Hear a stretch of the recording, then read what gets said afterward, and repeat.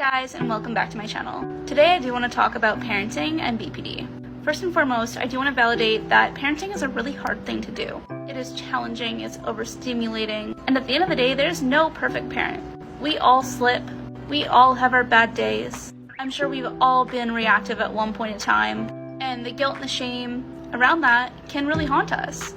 I think that many of us can agree that we don't want to repeat the cycle of trauma. But sometimes we lack the tools on how to not repeat the process. So I want to give some tips and tricks that have helped me, as well as maybe some information that may help you understand your child a little bit more. I want you to think about your child exactly how you feel when you're maybe in a rage episode or you shut down. When a child feels an intense emotion, it's the same way for them. They lose their ability to think rationally, to problem solve, and most children need to be taught how to regulate their emotions. We are not just born with the skills on how to regulate them. There are multiple different reasons a child could act out. They are overstimulated, they are overwhelmed, perhaps they're trying to protect themselves, they may feel shame and guilt about themselves, they are testing boundaries to see how much they can poke, because sometimes that is an age-appropriate thing as they're learning their surroundings in the world. And sometimes it's a learned behavior. When a child feels sadness, they need comfort. When a child feels fear, they need security and safety. When a child feels anger, they need patience and boundaries. When our children display negative emotions, it can overstimulate us as well and send us into a fight or flight response. In the moment, we just want it to stop. It's almost like, a reflex. Our instincts want to become reactive just to get it to stop, but we need to learn how to be responsive. And that can be hard when we don't understand our own emotions or know how to regulate them. One thing I always tell myself is a de-escalated parent cannot de-escalate a child. It is very important that you co-regulate your emotions and you have a really calm demeanor with no facial expressions that could be threatening to your child. What happens with children is their nervous system is constantly scanning for fear or threat. So they're essentially just like us. They have an overactive nervous system until they learn how to regulate their emotions. When they experience threat in their brains, their bodies also get filled up with adrenaline and cortisol. This shuts off the logical side of your brain, so they're no longer thinking in that part of their brain. They are thinking out of their survival instincts. This is where they have no logical thinking, no problem solving. They most likely say no to every single solution that you have. But ideally in this moment, there's nothing that you can say or do that will bring them down. I always say avoid saying no in these situations. The best thing you can do is distract and name the emotion. Trying to reason with your child when they are not logically thinking is just gonna make them angrier, it's gonna make them escalate more. One thing I've realized with parenting is some of the things I was trying to do to de-escalate situations was actually escalating them further. What you can do is focus on reassuring them that they are safe. You can do this just by co-regulating, staying calm, and meeting their basic needs. Avoid making any demands because sometimes demands can actually be the reason why we are escalated in the first place. I think as someone with BPD, you kind of understand this one. Like when someone tells you to calm down, it does the complete opposite. If someone tells you to stop it, it does the complete opposite. Try your best to not yell at your child or yell over them. Again, this is just going to escalate it further. Anything more threatening is just going to make them escalate and escalate more. So yelling or your demeanor being off, smirking or a mean face. Always validate their emotions even if it doesn't make sense to you. Oh, he didn't get the green cup, so he's getting really angry and it makes no sense to you because it's just a green cup. Those things mean a lot to a child. Giving validation to your child shows that you accept their thoughts, feelings, and sensations. It shows your child that you are on their side. And one thing you never want to do is shame them on the emotions that they're feeling. Shame again can feel really threatening. Validating their emotions could be, I see you are angry because you wanted the green cup. Always attend to the emotion first. Whoa, I can tell you're really angry right now. That must feel really uncomfortable. Name the emotion. Validate that emotion. You know what? It makes sense that you feel that way. You wanted the green cup and mom grabbed the purple cup. Now meet to the need of the emotion. What I said previously. Sadness needs comfort. Fear needs safety and security. Anger needs patience and boundaries. Another thing that really helps me when I can't de-escalate my child is distraction. When they're crying and they just won't stop and you're starting to feel escalated. Hey, what color is your boots? Do you see the bird flying right there? Do you see the plane? Can you tell me how old you are? If I could tell you how often this works on my child, more times than not, the distraction of questions, the naming of the emotions, and validating the emotions helps de-escalate and keep escalations at a low majority of the time.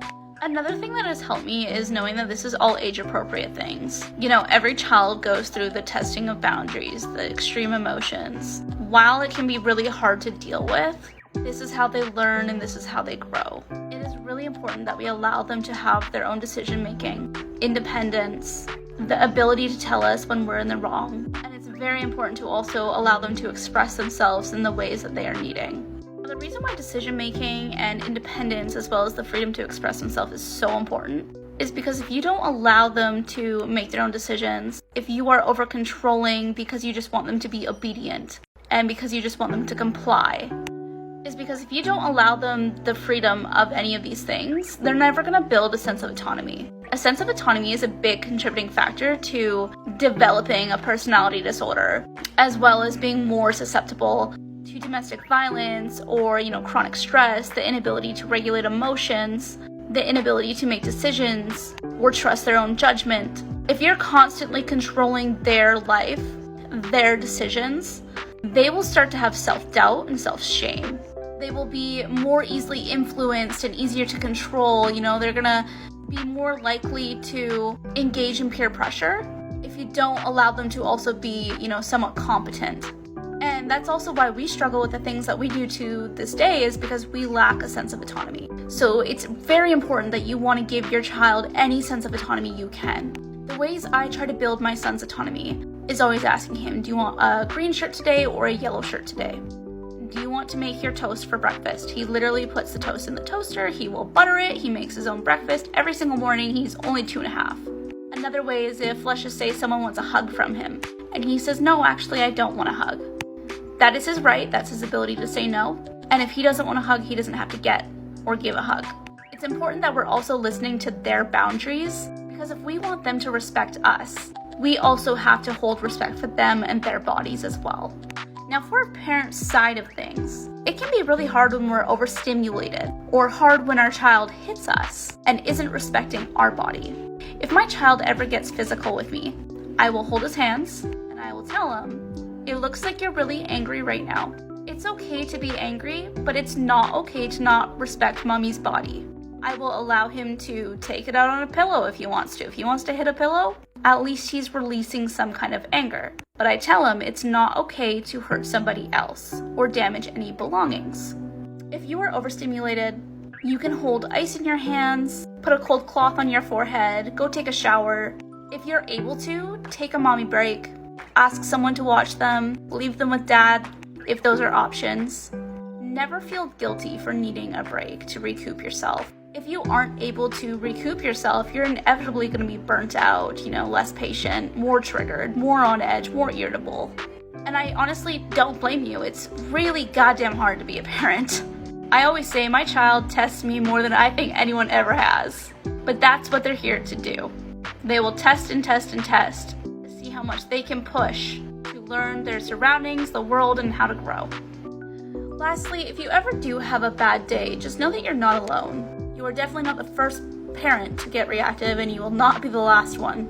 All we can do is our best at the end of the day. It is very important that we're acknowledging where we do go wrong. If I become reactive with my son, I always apologize.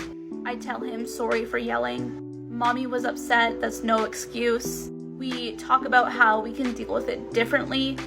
And ironically, now that I have always, taken accountability for when I have been reactive, my son does the exact same thing. Every single time he yells at me, he says sorry. As much as I don't like the yelling, the saying sorry definitely is what? I taught him that. He also will just label his emotions without me asking. Now he just tells me when he needs a hug. He tells me when he's angry. When he's old enough, I do plan on implementing some questions before bed, asking him, how was your day? How can mommy make it better? Did mommy do anything today that made you feel scared or upset? And if you did feel that way, how can I change that for tomorrow? Parenting is all about self-reflection, in my opinion. All we can do is be better than who we were yesterday. And there are most definitely days that are worse than others. But the more I'm starting to implement these skills that I've learned that realize really help me and work for us, the more I'm remembering to use them. If you have any questions or comments, leave them below. I would love to address them if there's any actual specific concerns that you have with your children and how to deal with that, a maybe behavior or something that you experience. I would love to make a video on it. But anyways, thanks for watching, guys, and I really hope that this helps someone.